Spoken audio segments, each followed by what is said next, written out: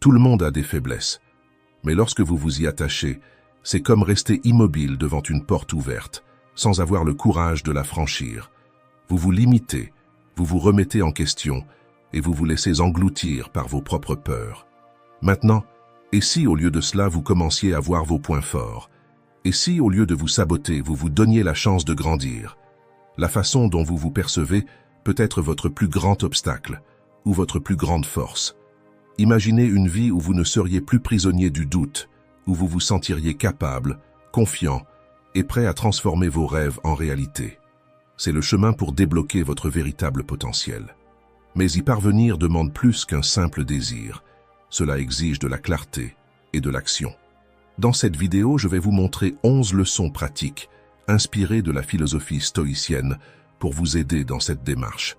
La dernière vous donnera la clé pour mettre tout cela en pratique, sans laisser la peur vous paralyser. Alors, regardez jusqu'au bout et découvrez comment libérer votre potentiel et construire une version plus forte et plus confiante de vous-même. 1. Agissez avec précision. Imaginez un ingénieur sur un pont suspendu, ajustant une pièce essentielle à la stabilité de la structure. Le vent souffle violemment, chaque millimètre compte et une seule erreur pourrait compromettre l'ensemble du projet. La pression est intense, mais il ne peut pas se laisser dominer par la tension. Si ses mains hésitent, si son esprit se disperse, le risque augmente. C'est pourquoi il respire profondément, reste concentré et exécute chaque mouvement avec précision. La vie n'est pas différente. Chaque jour, vous affrontez des situations qui mettent votre maîtrise de soi à l'épreuve. La différence entre le regret et la réussite réside dans votre capacité à rester aux commandes, même lorsque tout autour de vous semble chaotique. La vérité, c'est que vos émotions sont comme un fleuve en crue. Si vous apprenez à les canaliser, vous pouvez en tirer de l'énergie et les orienter vers quelque chose de productif. Mais si vous les laissez déborder sans contrôle, elles peuvent tout ravager sur leur passage. Le stoïcisme n'enseigne ni à ignorer ni à réprimer ce que nous ressentons, mais à gouverner nos émotions avec lucidité et raison. Vous n'êtes pas votre frustration, vous n'êtes pas votre peur, vous n'êtes pas votre insécurité. Vous êtes la force qui observe ces émotions et choisit comment les utiliser. Lorsque vous vous abandonnez à la colère, vous devenez prisonnier des circonstances. Lorsque l'anxiété vous envahit, vous vivez un futur qui n'existera peut-être jamais. Lorsque la peur paralyse vos actions, vous vous privez de découvrir votre véritable potentiel. Marc Aurèle a écrit « Commence chaque journée en te disant « Aujourd'hui je rencontrerai l'ingérence d'un intrus, l'ingratitude d'un ingrat, l'arrogance d'un arrogant, la trahison d'un traître, mais rien de tout cela ne m'affectera, car mon esprit est sous mon contrôle. » La clé de la liberté émotionnelle n'est pas d'éviter les défis, mais de les affronter avec fermeté et clarté. À présent, essayez un exercice. Lorsque vous ressentez une émotion intense, imaginez-vous comme un ingénieur ajustant une pièce essentielle. Vous ne pouvez pas agir sur un coup de tête, ni vous laisser emporter par la turbulence du moment. Respirez profondément, maintenez votre stabilité et exécutez chaque action avec précision. Les gens ordinaires réagissent automatiquement. Mais ceux qui maîtrisent leur esprit savent que la véritable force réside dans le contrôle et dans la réponse consciente. Soyez l'ingénieur de vos émotions. 2. Votre esprit est inébranlable. Imaginez un sculpteur face à un bloc de marbre brut. À chaque coup de marteau précis, il enlève l'excédent, révélant peu à peu le chef-d'œuvre caché dans la pierre. Ce processus demande de la force, de la patience et de la précision. Le marbre ne se brise pas sans raison. Il se transforme en quelque chose de grandiose. L'adversité fonctionne de la même manière. Elle peut vous écraser ou vous façonner. La différence réside dans la façon dont vous choisissez de l'affronter. Les stoïciens comprenaient que les épreuves de la vie ne sont pas des punitions, mais des opportunités déguisées. Comme l'a dit Marc Aurèle, ce qui fait obstacle à l'action en devient le chemin. Pensez que la vie est comme un sport de haut niveau. Chaque entraînement intense, chaque douleur musculaire, chaque erreur commise vous renforce. Si vous évitez l'effort, vous ne progressez jamais. Mais si vous affrontez les défis avec détermination, ils deviennent votre meilleur entraînement vers la grandeur. Alors, la prochaine fois que la vie vous mettra à l'épreuve, faites 3 choses. Trouvez la leçon. Toute difficulté porte un enseignement, mais seulement pour ceux qui acceptent de le voir. Demandez-vous, que cette épreuve essaie-t-elle de m'apprendre? servez-vous-en à votre avantage. Les défis peuvent être l'étincelle de votre renaissance. Plutôt que de résister, demandez-vous, comment puis-je transformer cet obstacle en opportunité? Adoptez l'état d'esprit stoïcien. Un véritable stoïcien ne se plaint pas. Il observe, analyse et agit avec sagesse. La vie ne vous doit ni confort ni facilité. Mais elle vous offre quelque chose de bien plus précieux, l'opportunité de prouver qui vous êtes vraiment. Comme l'a dit Épictète, les difficultés révèlent ce que sont réellement les hommes. Lorsque vous refusez de vous laisser briser par les épreuves, vous devenez inébranlable. Et à cet instant, vous débloquez votre véritable potentiel. 3. Votre concentration doit être plus forte que les distractions. Imaginez un chef d'orchestre dirigeant son orchestre au milieu d'un théâtre bondé. Le public murmure, les téléphones vibrent, les chaises grincent. Mais il ne se laisse pas distraire par le bruit qui l'entoure. Son regard est fixé sur la partition, son esprit connecté à la musique. Il lève la baguette, et au moment précis, l'orchestre le suit, créant quelque chose de grandiose. Tout comme ce chef d'orchestre, vous devez apprendre à diriger votre attention, sans permettre aux bruits extérieurs de voler votre concentration. Sénèque, le grand philosophe stoïcien, n'écrivait pas dans un silence absolu. Il vivait à Rome, une ville chaotique, où les voix des marchands, le roulement des chariots et les discussions animées résonnaient dans les rues. Sa maison, pour ne rien arranger, se trouvait au-dessus d'un établissement de bains, où les gens criaient, riaient et frappaient l'eau de leurs mains. Mais il maîtrisait parfaitement son attention. Dans l'une de ses lettres, il a écrit « Moi-même, je force mon esprit à se concentrer et je ne lui permets pas d'être distrait par ce qui se passe autour de moi. Aujourd'hui, le bruit ne vient plus seulement des rues, mais des écrans. Les notifications clignotent, les nouvelles alarmantes captent votre attention et les pensées anxieuses épuisent votre énergie. Si vous ne prenez pas le contrôle de votre esprit, le monde le fera à votre place. Et un esprit dispersé est un esprit fragile. » Les stoïciens savaient que la concentration est une force. Marc Aurèle a laissé un conseil clair. Concentrez-vous sur ce qui est devant vous. Faites ce que la raison et la justice exigent. Oubliez tout le reste. Si vous voulez développer un esprit fort, vous devez apprendre à filtrer l'inutile et vous concentrer sur l'essentiel. Comment y parvenir? Le premier pas consiste à identifier le bruit mental qui draine votre concentration. Consultez-vous vos messages toutes les quelques minutes. Ouvrez-vous les réseaux sociaux sans même vous en rendre compte? Passez-vous trop de temps à consommer des informations qui ne vous apportent rien? Le deuxième pas est d'entraîner votre esprit comme un athlète entraîne son corps. Commencez votre journée avec une intention claire.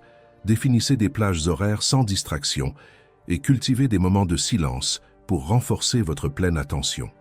Votre esprit est comme un faisceau de lumière. S'il est dispersé, il n'éclaire rien.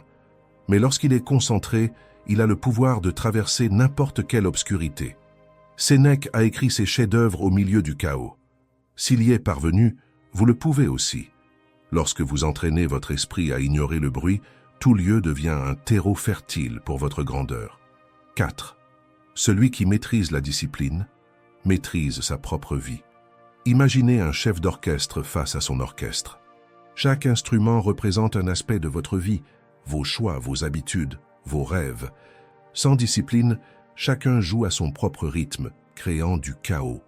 Mais lorsque vous prenez les commandes et imposez de l'ordre, la mélodie se transforme en quelque chose de puissant et d'harmonieux. Rien de grandiose ne s'accomplit sans discipline. Le talent sans effort est gâché. La motivation sans constance s'évapore avant même de produire des résultats. Épictète a dit « Aucun homme n'est libre s'il n'est pas maître de lui-même ». L'autodiscipline n'est pas une chaîne qui vous retient, c'est la clé qui vous permet de diriger votre vie avec clarté et détermination. Pensez aux personnes que vous admirez. Elles ne sont pas arrivées là où elles sont par chance ou par une inspiration passagère. Elles y sont arrivées parce qu'elles ont maintenu le cap, même lorsqu'elles étaient fatiguées, même lorsque personne ne les regardait. Elles ont décidé d'avancer, non pas parce que c'était facile, mais parce que c'était nécessaire. Voilà ce qu'est la discipline. C'est la ligne qui sépare ceux qui se contentent de rêver de ceux qui accomplissent réellement. Chaque fois que vous procrastinez, chaque fois que vous cédez au confort au lieu d'agir, vous vous éloignez de la personne que vous pourriez devenir. Les stoïciens comprenaient que l'autodiscipline est la colonne vertébrale de toutes les vertus. Marc Aurèle se le rappelait chaque jour. Il disait « En te réveillant, pense que tu t'es levé pour accomplir ton devoir d'être humain. La vie ne consiste pas à chercher des raccourcis. Elle consiste à bâtir quelque chose de solide. Et vous n'avez pas besoin d'attendre un moment grandiose pour commencer. La discipline commence dans les petites décisions. Se lever lorsque le réveil sonne, tenir ses promesses, éviter les distractions inutiles. Ne dépendez pas de la motivation. Agissez parce que c'est ce qu'il faut faire. Maîtrisez vos impulsions. Contrôlez votre alimentation, votre paresse, votre tendance à vous laisser distraire par ce qui n'a pas d'importance. Chaque fois que vous résistez à la facilité, vous vous renforcez. Définissez un code pour votre vie et suivez-le avec constance. Ce qui définit une personne, ce ne sont pas ses moments d'inspiration, mais ce qu'elle fait jour après jour, sans relâche. La discipline ne vous étouffe pas. Elle vous donne des ailes. Et la seule manière de devenir la meilleure version de vous-même, c'est d'arrêter d'attendre et de commencer à agir. 5. Apprenez à répondre, pas seulement à réagir. Imaginez que vous tenez une tasse remplie de café chaud en marchant sur un trottoir bondé. Soudain, quelqu'un vous bouscule et sans réfléchir, vos doigts se resserrent autour de la tasse, renversant le liquide sombre sur vos vêtements et sur le sol. Vous pouvez toujours essayer de nettoyer, mais la tâche et l'inconfort sont déjà là. Maintenant, imaginez que ce café renversé représente votre réaction impulsive. Des mots prononcés sous l'effet de l'émotion, des gestes dictés par la colère ou la peur, tout cela peut ternir des relations, des opportunités, et même votre propre paix intérieure. La plupart des gens vivent ainsi, répandant leurs émotions sans contrôle, laissant derrière eux des traces de regret partout où ils passent. Mais les stoïciens ont découvert un secret puissant. Entre ce qui vous arrive et la manière dont vous réagissez, il existe un espace. Et dans cet espace réside votre véritable pouvoir. Épictète enseignait « Toute personne capable de t'irriter devient ton maître. Elle y parvient uniquement parce que tu lui permets de te troubler. Vous ne pouvez pas empêcher quelqu'un de vous bousculer dans la vie, qu'il s'agisse d'une provocation, d'un contretemps ou d'une offense inattendue. Mais vous pouvez décider si vous allez serrer la tasse et laisser le café se renverser, ou si vous allez la tenir fermement et garder le contrôle. La solution ? Respirez profondément. Ressentez l'émotion, mais ne la laissez pas déborder. Lorsque vous sentez la colère monter ou la frustration vous envahir, marquez une pause. Maîtrisez l'impulsion et choisissez de répondre avec sagesse. Les personnes impulsives déversent leurs émotions sans retenue et tentent ensuite en vain d'en effacer les conséquences. Mais ceux qui maîtrisent leur esprit agissent avec conscience, sans être prisonniers de l'instant. Le véritable pouvoir ne réside pas dans la réaction. Il est dans la décision d'agir. 6. Être heureux seul est un cadeau que seul vous pouvez vous offrir. La solitude fait peur, car nous avons été conditionnés à croire qu'être seul est un signe d'échec. Nous vivons entourés de bruit et de distractions, remplissant chaque minute de la journée pour éviter l'inconfort du silence. Mais est-ce que cela nous satisfait réellement? Pour beaucoup, être seul signifie se sentir rejeté ou insignifiant. Pourtant, la solitude n'est pas l'absence de personne, mais plutôt l'absence de connexion avec soi-même. Sénèque disait « La véritable liberté réside dans la capacité à être seul avec soi-même ». Et il avait raison. Celui qui ne supporte pas sa propre compagnie devient esclave du besoin d'approbation, toujours en quête de distraction pour éviter de se confronter à lui-même. Mais celui qui apprend à se suffire découvre une force que personne ne peut lui enlever. La question n'est pas de fuir la solitude, mais de l'utiliser pour se renforcer. Réfléchissez-y. Si, soudainement, vous vous retrouviez sans Internet, sans message, sans aucune distraction, comment vous sentiriez-vous? Agité, anxieux ou en paix avec vous-même? Les personnes qui ont appris à apprécier leur propre compagnie transforment le silence en un terrain fertile pour la croissance. Plutôt que de rechercher des distractions incessantes, elles utilisent ce temps pour réfléchir, mieux comprendre leurs désirs et renforcer leur confiance en elles. Il ne s'agit pas de s'isoler du monde, mais d'équilibrer votre vie intérieure avec l'extérieur.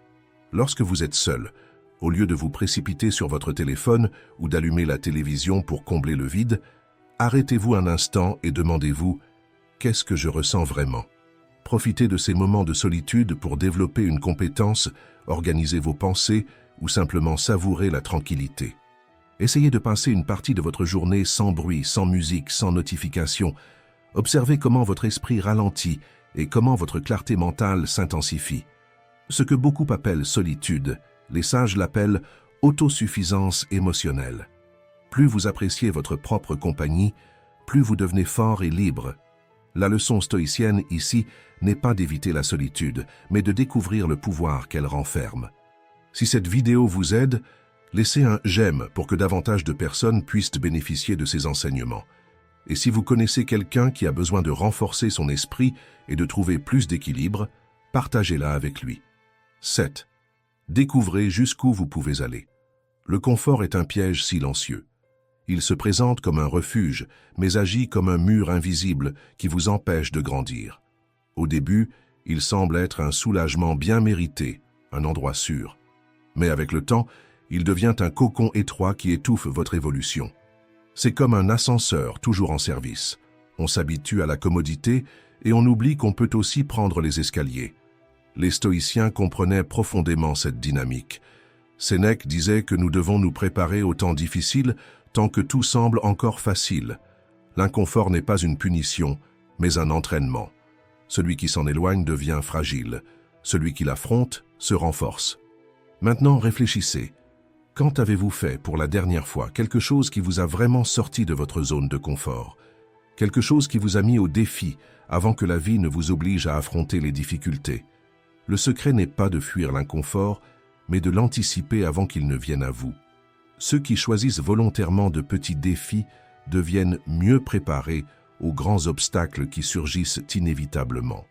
Ce qui vous semble impossible aujourd'hui peut, avec le temps, devenir simplement une étape de plus sur votre chemin de croissance. Comment transformer l'inconfort en force? Commencez petit à petit. Vous n'avez pas besoin de changements radicaux pour renforcer votre esprit. De petites décisions quotidiennes font toute la différence. Si vous avez l'habitude de toujours prendre des raccourcis, essayez un chemin plus long et observez votre propre résistance au changement. Au lieu d'éviter les conversations difficiles, affrontez-en une avec honnêteté et présence. Lorsque vous avez envie d'abandonner quelque chose en cours de route, tenez bon quelques minutes de plus et réalisez à quel point votre résistance est mentale et non physique. Essayez de passer une journée sans consommer de divertissement numérique et observez comment votre esprit réagit au silence. Chaque petit défi renforce votre autodiscipline et vous montre que vous avez plus de contrôle sur vous-même que vous ne l'imaginez. Un autre point essentiel est de changer votre perception des difficultés.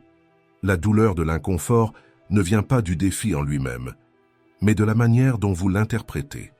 Jean Chrysostome, l'orateur et philosophe grec, écrivait « Celui qui évite toute forme d'inconfort devient incapable de faire face aux adversités et finit même par perdre la capacité de ressentir du plaisir, même dans les moments les plus intenses. » Autrement dit, ce qui semble être un obstacle pourrait en réalité être l'opportunité dont vous avez besoin pour devenir plus fort et mieux préparé. Utilisez l'inconfort comme un thermomètre de votre croissance. Si votre vie est trop confortable, peut-être vous limitez-vous sans même vous en rendre compte. La version la plus forte et la plus résiliente de vous ne se trouve pas dans le confort, mais dans les défis. Si vous voulez vraiment grandir, arrêtez d'éviter l'inconfort. Embrassez-le. 8. Ne vivez pas de promesses pour demain. Agissez maintenant. C'est ce que vous méritez. Vous pourriez être bon aujourd'hui, mais au lieu de cela, vous choisissez de commencer demain. Marc Aurèle. Cette citation révèle une vérité inconfortable. Lorsque nous remettons à plus tard le fait de devenir notre meilleure version, nous acceptons de vivre en dessous de notre potentiel. Combien de fois vous êtes-vous surpris à dire « Lundi, je commence. Quand les choses se calmeront, j'essaierai. J'ai besoin de me sentir plus prêt avant d'agir. » Ces phrases semblent raisonnables, mais ce sont des pièges qui vous maintiennent enfermés dans la même routine. Le problème n'est ni le manque de temps ni les circonstances. Le problème, c'est d'attendre le moment parfait, qui n'arrivera jamais. La vérité, c'est qu'il y aura toujours des difficultés, des incertitudes et des défis. Si vous attendez un signe clair ou des conditions idéales, les jours deviendront des mois, les mois deviendront des années, et vous continuerez simplement à vouloir changer, sans jamais réellement commencer. La solution? Agir. Le premier pas semble toujours être le plus difficile, mais c'est aussi celui qui brise la résistance intérieure. Avez-vous remarqué qu'une conversation difficile devient plus facile une fois commencée, ou qu'un entraînement intense paraît moins redoutable après la première minute? L'inertie est le plus grand obstacle, et la seule façon de la surmonter, c'est de se mettre en mouvement. Pensez à ce que vous souhaitez transformer dans votre vie.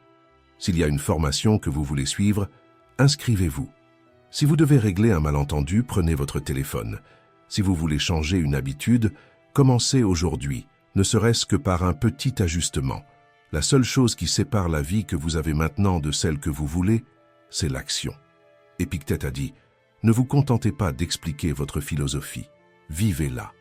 Cela signifie que la connaissance sans action est inutile.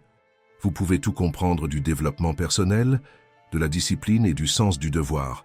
Mais si vous ne mettez rien en pratique, votre vie ne changera pas.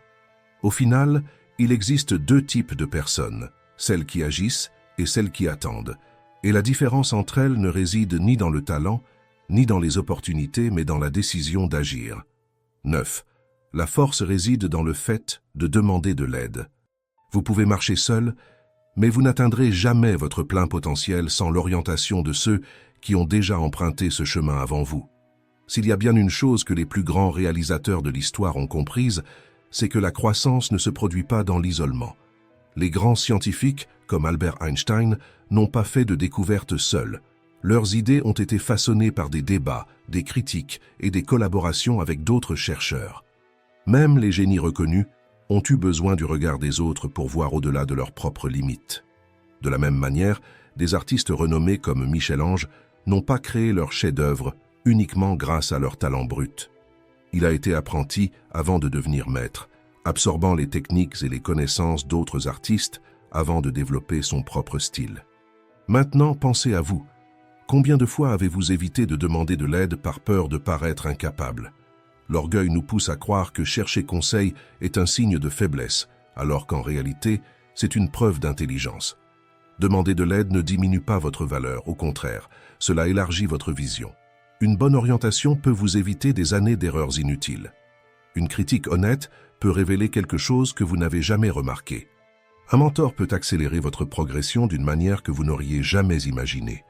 Mais rien de tout cela n'aura d'effet si vous vous enfermez dans votre propre résistance, si vous refusez d'écouter les retours ou si vous insistez pour croire que vous savez déjà tout.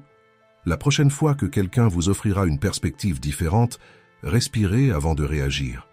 Ne voyez pas cela comme une attaque, mais comme une opportunité d'évolution.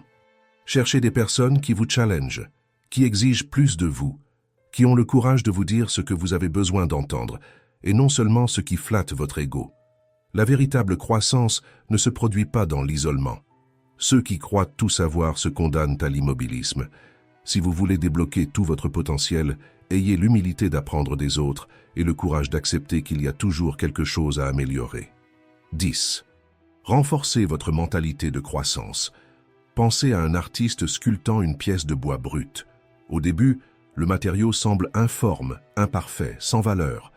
Mais avec chaque coup précis, chaque ajustement délicat, il commence à révéler quelque chose de grandiose.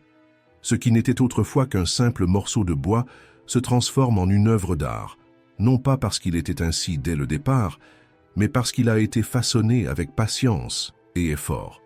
Maintenant, regardez-vous. Si vous croyez avoir atteint vos limites, vous ne les dépasserez jamais. Mais si vous comprenez que chaque erreur, chaque défi et chaque obstacle sont des outils qui sculptent votre évolution, alors votre croissance sera infinie. Les stoïciens enseignent que la différence entre une vie stagnante et une vie de progrès ne réside pas dans les circonstances, mais dans la façon dont vous les percevez. Comme l'a dit Marc Aurèle, notre vie est ce que nos pensées en font. Si vous croyez ne pas en être capable, vos actions reflèteront cette croyance. Si vous vous dites que vous ne serez jamais assez bon, vous renforcerez cette limitation.